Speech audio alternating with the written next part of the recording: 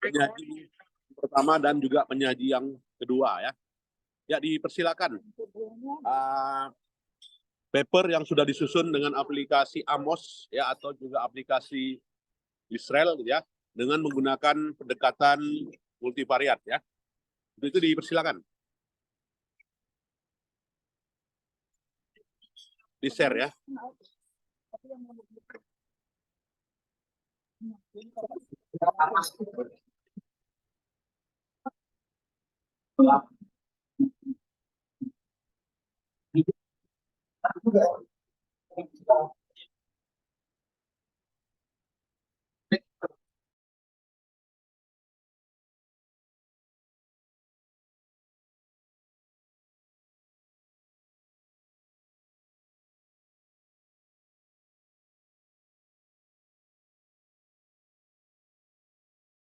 Ya, boleh di-share papernya, silakan kelompok pertama.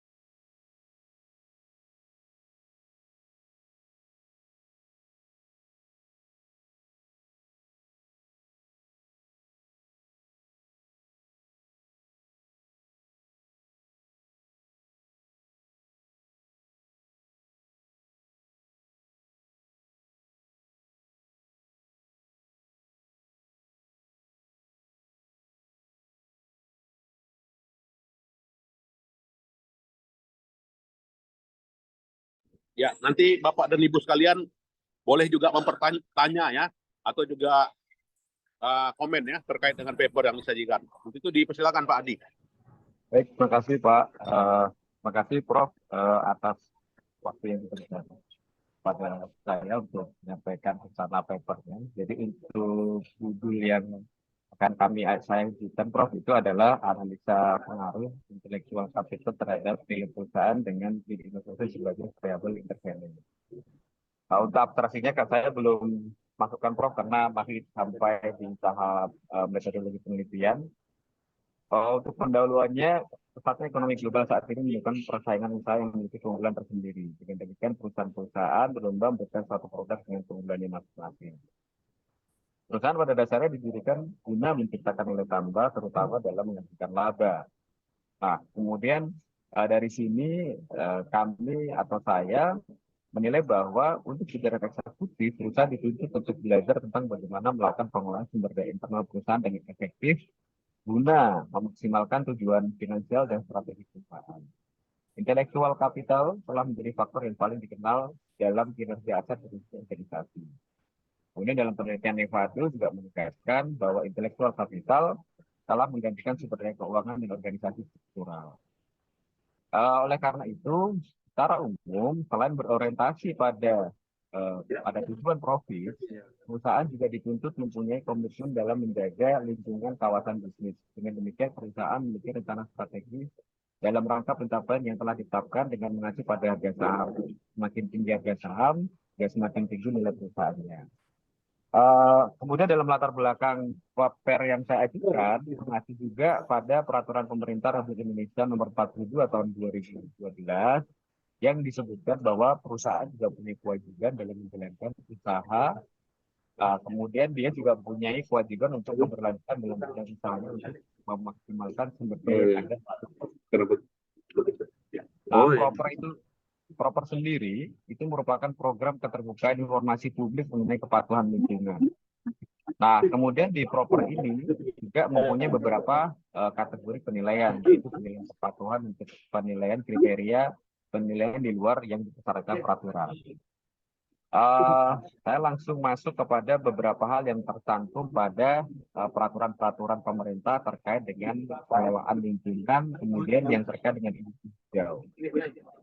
Dalam Undang-Undang Nomor 3 Tahun 2014 dan Peraturan Menteri Perindustrian Nomor 51 Tahun 2015 juga disebutkan mengacu juga terkait dengan industri hijau. Sehingga pada prinsipnya perusahaan ini juga orientasi profit ini juga harus dibarengi dengan orientasi terkait dengan green innovation atau industri hijau. Jadi tuntutan perusahaan saat ini untuk bagaimana efisiensikan intellectual capital atau bagaimana dia memperoleh kompetitif dalam bisnis perusahaannya, itu juga dia menjaga lingkungan atau industri perusahaan itu mengarah pada keberlanjutan pengembangan industri yang hijau, kira-kira seperti itu. Artinya dia cukup memperhatikan lingkungan sekitar. Kemudian saya menilai bahwa dalam program proper tahun 2022 mengalami peningkatan 23% dari 2.593 perusahaan pada tahun 2021 menjadi 3.200 di perusahaan di tahun 2022. Nah, perusahaan yang menjadi peserta proper di tahun 2022 itu terdiri dari perusahaan agroindustri besar sebanyak 1.180, kemudian manufaktur sarana jasa sebanyak 1.356, kemudian jasa pertambangan energi minyak dan gas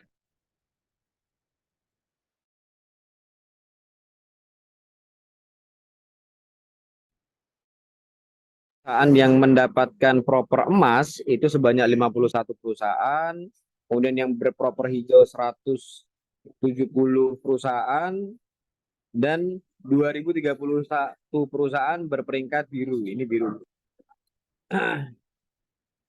Dan kemudian 887 perusahaan berperingkat merah dan 2 perusahaan berperingkat hitam.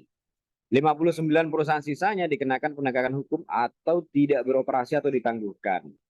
Nah, jadi pada dasarnya bagaimana kita menilai intellectual capital ini mempengaruhi suatu nilai perusahaan, dan green innovation ini juga bisa mengintervening atau memediasi intellectual capital terhadap perusahaan atau nilai perusahaan inilah yang menjadi fenomena dan kemudian bisa kita upayakan untuk kami ajukan dalam penelitian.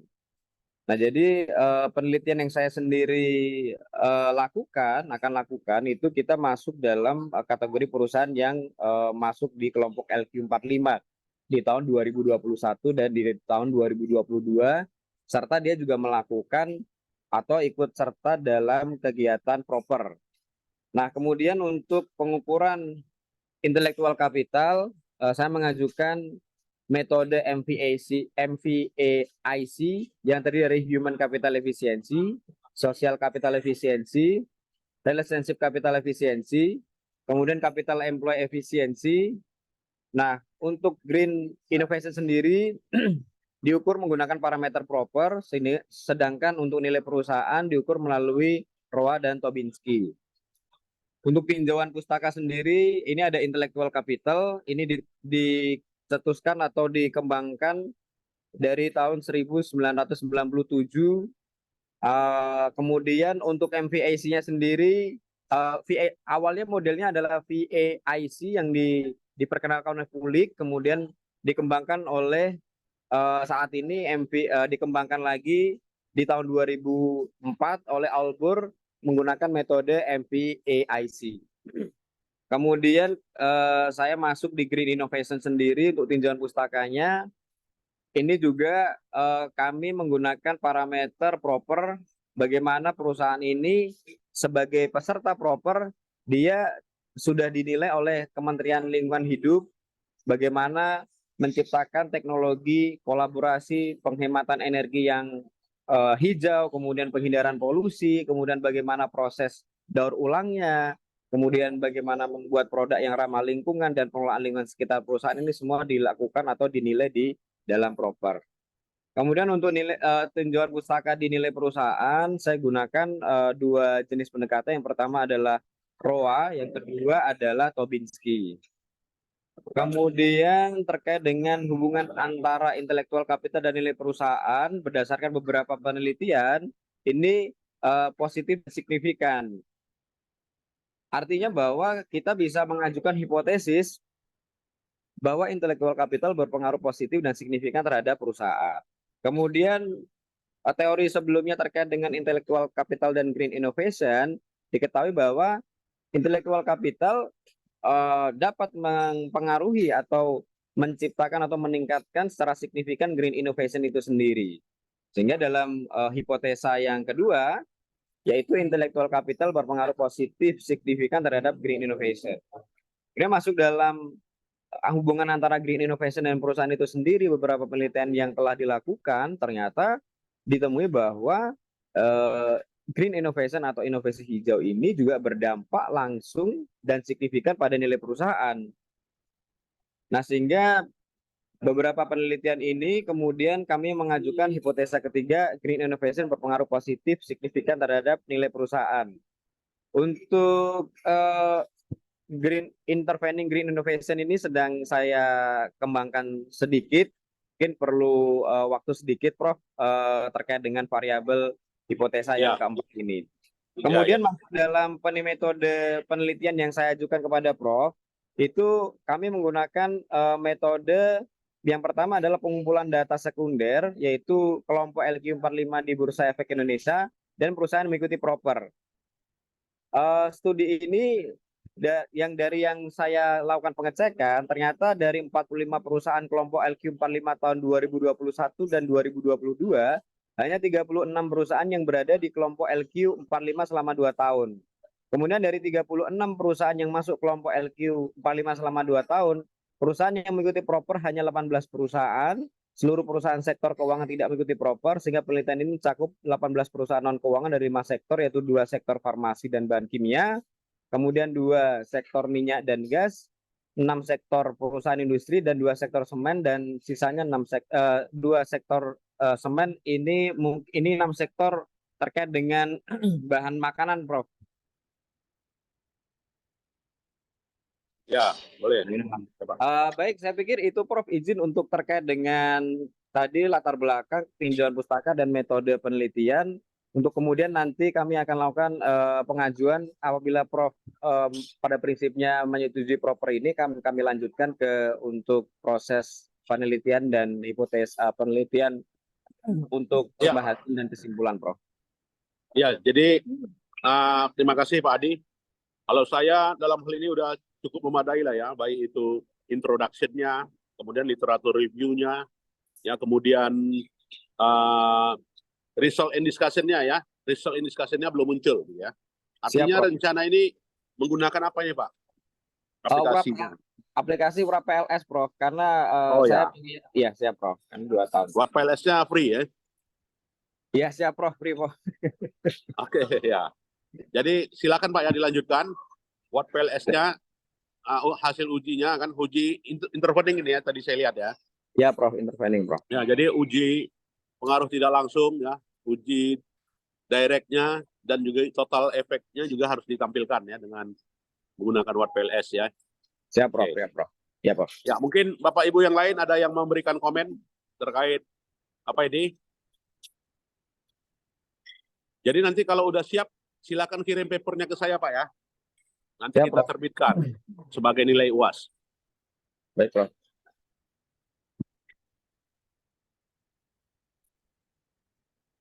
Ada lagi Bapak Ibu yang memberikan tambahan masukan? Oke, kalau tidak ada saya kira bisa dilanjutkan ya Pak Adi. Baik, terima kasih, Prof. Ya, terima terima kasih kasih. Bapak-Ibu sekalian. Terima kasih, Prof. Ya, berikutnya dipersilakan pada penyaji yang kedua ya, yang terakhir.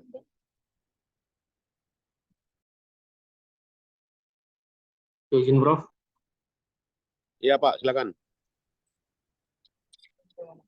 Pak Isbir ya.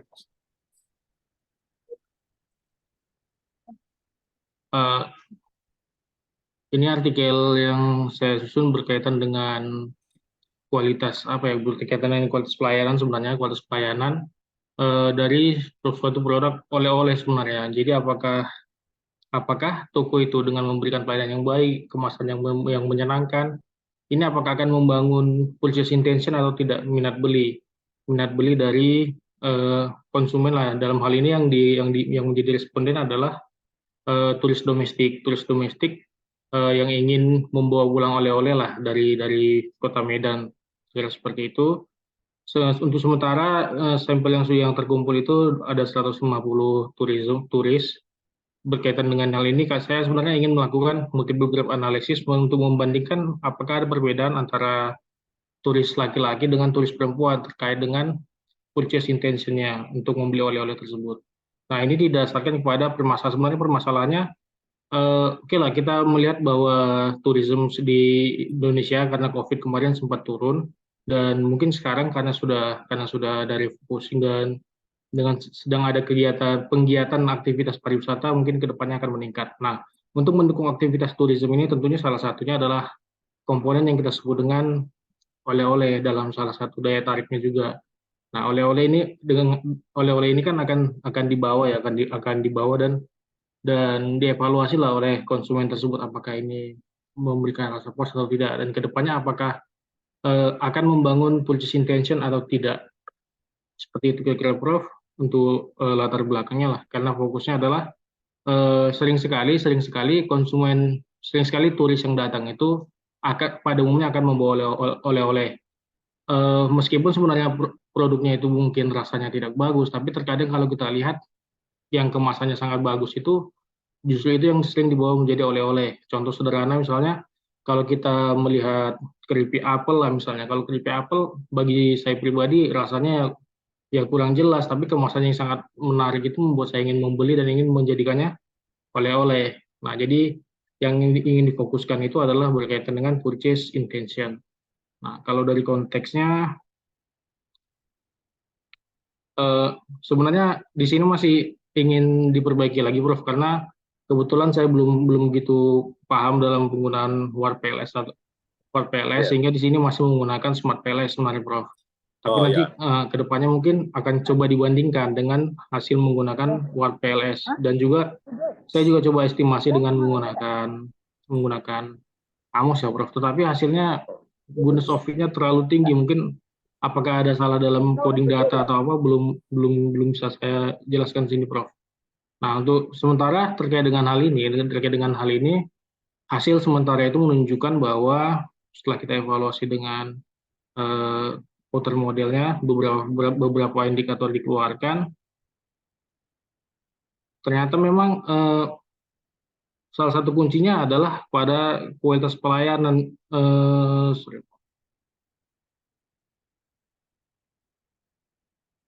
Efeknya. Nah, dalam membangun purchase intention itu yang paling besar di sini ternyata adalah ketika kita membangun satisfaction dan trust kepada dari produk tersebut. Jadi apakah informasi yang kita berikan, informasi dari packaging yang kita berikan itu membangun rasa percaya atau tidak dari konsumen terhadap produk. Oh, ini produknya benar-benar halal, oh ini produknya benar-benar menarik. Sehingga dari hal inilah yang akan menentukan purchase intention dalam pembelian kasus oleh-oleh. Mungkin kira-kira seperti itu Prof. Tapi ini masih akan saya coba memperbaikinya dengan menggunakan Smart PLS, membandingkannya Word PLS dan juga Amos lah mana yang terbaik dan akan diupdate ke depannya Prof. Saya kira itu Prof. Ya, baik. Jadi saya lihat ya bahwasanya hasil udah didapatkan ya, tapi hasil ini masih menggunakan ya Smart PLS ya Pak. Iya, Pak Prof. Isbir ya.